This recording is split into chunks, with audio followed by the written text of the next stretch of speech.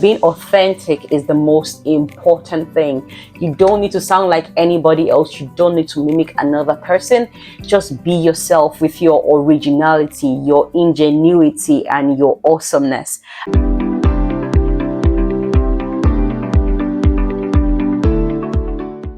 Today, we're going to be discussing your voice.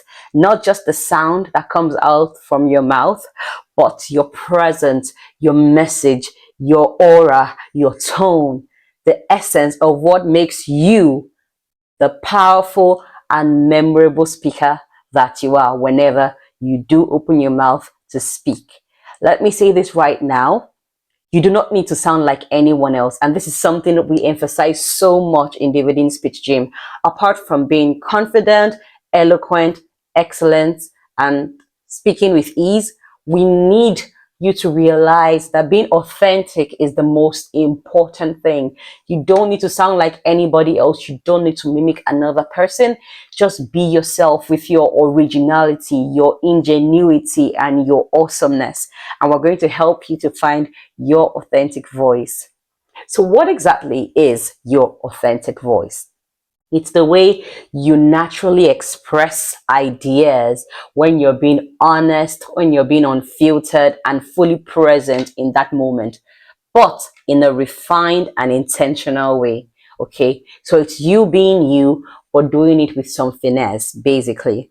It is the opposite of performing or pretending. If you notice, sometimes when I speak, I laugh or I giggle in between. That is part of my own authenticity. That is me being me, right? Somebody else might not giggle in the same way that I giggle, and that's what makes us different, okay?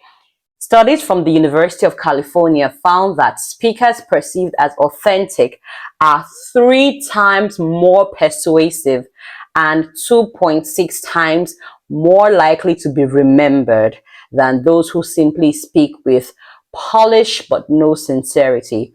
Authenticity earns trust. Trust holds attention, and attention creates impact. And in this age of artificial intelligence, where a lot of things can be dubbed and copied and cloned, your authenticity, your uniqueness, your personal flair makes your message more powerful than anything artificial intelligence can cook up. You've probably heard someone speak and thought, I don't even agree with them, but something about the way they speak just makes me listen. It just makes me want to listen till the end. And even if you don't agree, you just feel like it's captivating. Usually, that is authenticity at work. Many people, especially in professional settings, accidentally mute their natural voice. And this happens. This is actually the reason why a lot of us lose our voice. And why is this? Because we are trying to sound more impressive, more corporate, more formal, more academic, more put together, more experienced, more like someone else, maybe like the boss. We add jargon. We overthink pauses. We adapt a tone we think sounds smart, or an accent that makes us sound sophisticated. But guess what? People can smell inauthenticity a mile away, and it's a major trust breaker. To be honest, you don't have to pretend to be somebody that you are not. It's understandable if you develop things along the way by constantly exposing yourself to a particular manner of communication, and that grows on you.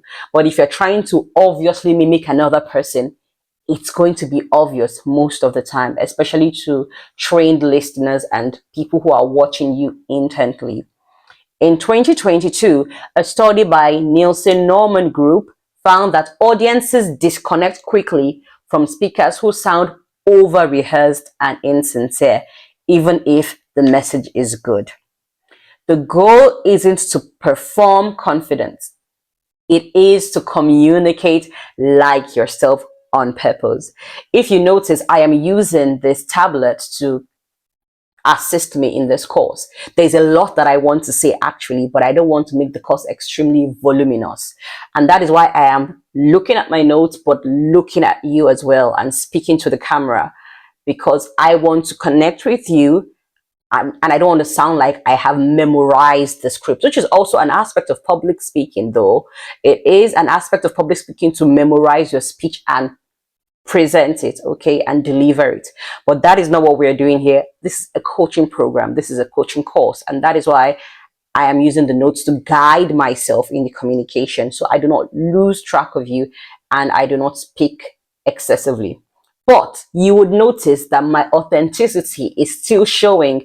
My voice, my message, my personality, my tone, my aura, everything is still reflected in my presentation, even though I am using notes. And this is how it should be for you. Whether you're using notes, you're speaking extemporaneously, you're speaking with prepared slides, whatever the situation might be, your authentic voice should always show, because you should always communicate like yourself and you should always speak deliberately or on purpose. Let me introduce you to Sarah, a product manager from Manchester. She was intelligent, clear, and articulate, but in meetings, she mimicked her boss's speaking style, formal, clipped, full of buzzwords and technical jargon. One day during Q&A, someone asked her a direct question. She paused, smiled, and then gave a totally unpolished but deeply honest answer. The room went still. And then she got a round of applause because her authentic voice finally came out when she stopped trying to sound right.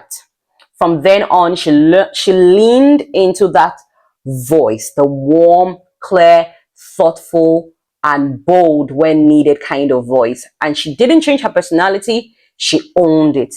Everybody would appreciate you more if you are more yourself. Of course, you can be influenced by different external factors, especially in your immediate environment. You can be influenced by role models and people you look up to, but this should not let you lose your originality, your voice, and that thing. There's something about you that makes you you. You shouldn't ever lose it, even as you develop your public speaking skills. Now, how can you find and sharpen your voice? Let me walk you through a three-step method that you can use to help you locate and refine your own voice. Number one, listen to yourself in informal settings. Many times we make a shift when we are in a formal setting or an informal setting. So when we're in informal settings with our friends, our loved ones, we are relaxed, we're ourselves.